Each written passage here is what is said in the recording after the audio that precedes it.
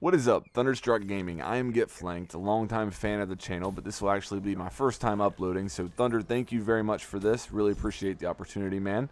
I've got some Search and Destroy gameplay for you guys today. Very rarely see that up on this channel, so hopefully you guys will enjoy that. Now, the reason I sent in a submission today is because I've seen a lot of videos on here lately talking about COD needs to do this, COD needs to do that, this is how we fix COD, just overall dissatisfaction with the current state of Call of Duty. And I agree with most of the things that people are saying as far as how to improve the game and the community. But what I think we all need to realize is that COD is in uncharted territory. Think about it. What other game gets released every year with a brand new title to a fan base that's this large, this diverse, and that has people who play and spend the amount of time that we do in the game? And while I'm not saying that this gives them a pass for making a bad game or anything like that, I do think this explains why so many of us feel unsatisfied with the last few games.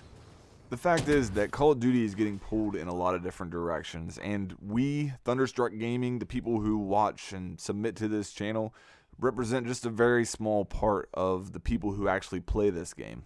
I think you have to accept the fact that we are not the average gamer for Call of Duty. We probably spend more time playing it and care about it more than what most people do. If you're watching this channel, I would venture to say that you care about Call of Duty more than the average person. The problem is that the $60 that we pay for the game counts the same as the $60 that a little kid who plays it for a month and puts it away pays for the game. And at the end of the day, Activision is a business and they're trying to make money, and you can't really blame them for that. Now, where I may disagree with some of you is that I think that the game developers are actually doing a pretty good job of trying to keep as many people as possible interested and happy with this game. And that's really hard to do. I wouldn't want that job. Think about it. You've got to keep the casual gamer happy. You've got to keep the competitive guys happy. You've got to make sure that the young kids, are interested and want to buy this game. And then you've got the old guys like us who have been playing this game forever and are probably sick of it. In all honesty, you've got to try and keep our interest. And that's why I think a lot of us look back at the older Call of Duties with such nostalgia and feel like we want to go back to that game, because at that point, they knew who their fan base was. It wasn't as diverse. They weren't being pulled in so many different directions. So they were making this game for us. They really were. I mean, we were the players at that time, and they didn't have to worry about the, competitive scene. There really wasn't much of one, especially for Call of Duty. And they didn't have to worry about the young kids, because we were the young kids. They didn't have to worry about making the guy who has been playing this game for 5, 6, 7 years interested and happy, and it was just much simpler for them, and they could be much more specific in who they were trying to make happy. Again, I'm not trying to make excuses for them, but with all these things considered, I am still having fun playing Call of Duty. I mean, is Black Ops 3 a perfect game? No. But I think it's a good game, and I've had a lot of fun with it. Was Advanced Warfare a perfect game? Hell no. Definitely had its issues. But overall, I thought it was good, and again, I had a lot of fun playing Advanced Warfare. Move this man!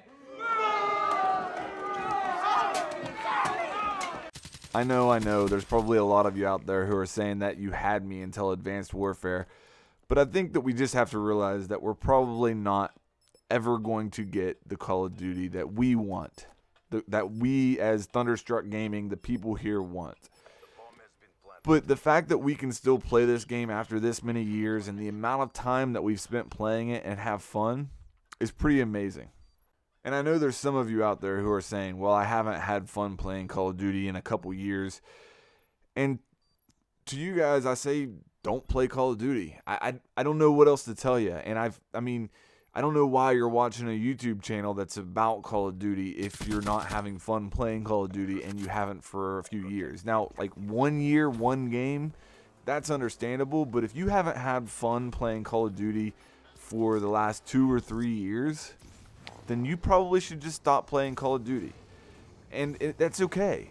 I mean, there's a lot of us who spent a lot of time playing this game, and it's understandable that we might just be tired of Call of Duty.